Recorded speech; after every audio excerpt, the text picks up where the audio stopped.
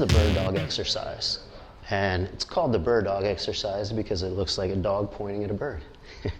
The most important thing here is to be able to identify where the movement is coming from.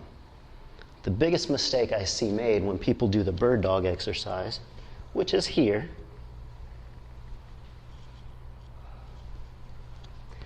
is that they create movement through the spine.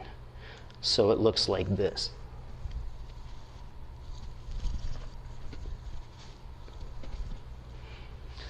The goal here is to actually create a little bit of tension through the abdominals to hold the spine in position so that you're moving through the shoulder and arm and the hip and the leg, and everything from here to here stays nice and tight. Notice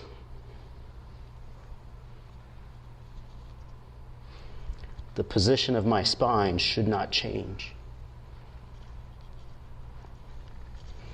as I extend out. And the goal is to form a nice flat line, straight extension out, straight extension back. Get the hand and foot as far away from each other as you can.